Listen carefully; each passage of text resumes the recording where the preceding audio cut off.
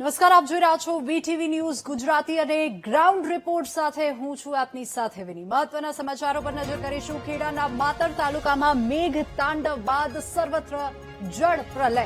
Petrol pump, solar plant સહિત ફેક્ટરીમાં વરસાદી પાણી ઘૂસ્યા છે।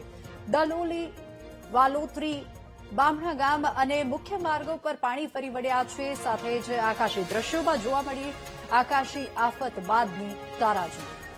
જ્યાં નજર કરો ત્યાં પાણી જ પાણી જોવા મળી રહ્યું છે। માતરમાં મેઘ તાંડવની આ તસવીરો આપ જોઈ શકો છો। ભારે વરસાદથી સર્વત્ર જળ પ્રલયની તસવીરો સામે આવી છે।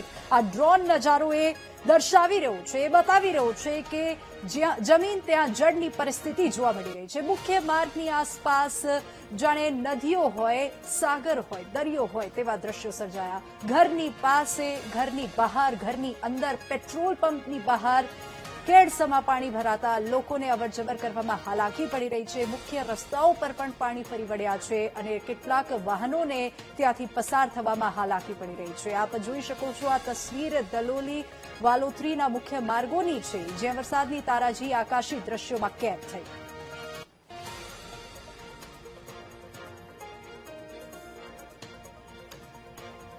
વધુ વિગતો સાથે સંવાદદાતા નિખિલ આપણી સાથે ફોન લાઈન પર જોડાઈ ગયા છે। નિખિલ, ભારે વરસાદથી સર્વત્ર જળ પ્રલયની તસવીરો સામે આવી છે માતરથી, શું બધું અપડેટ? જેવીની જણાવીશ કે ખેડા જિલ્લાના માતર તાલુકામાં અતિ ભારે વરસાદ બાદ ગ્રામ્ય વિસ્તારના દ્રશ્યો ચિંતાજનક બન્યા છે।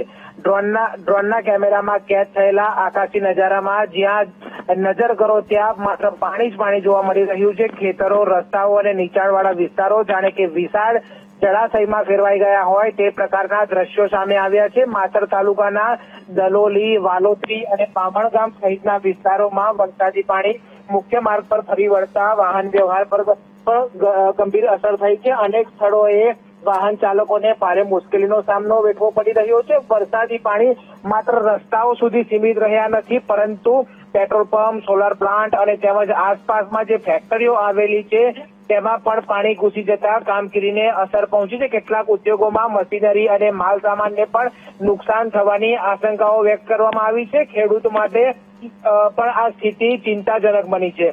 ચોક્કસથી જે 4000 જેટલા એકરમાં વરસાદી પાણી ભરાયા છે અને જે પાણી ખેતરોમાં ગરકાવ થતા ડાંગર સહિતના પાકને નુકસાનની ભીતિ ઉભી થઈ છે। વહીવટી તંત્ર દ્વારા પણ અસરગ્રસ્ત વિસ્તારોની સ્થિતિ પર સતત નજર રાખવામાં આવી રહી છે। જી બિલકુલ નિખિલ, આભાર સમગ્ર માહિતી બદલ।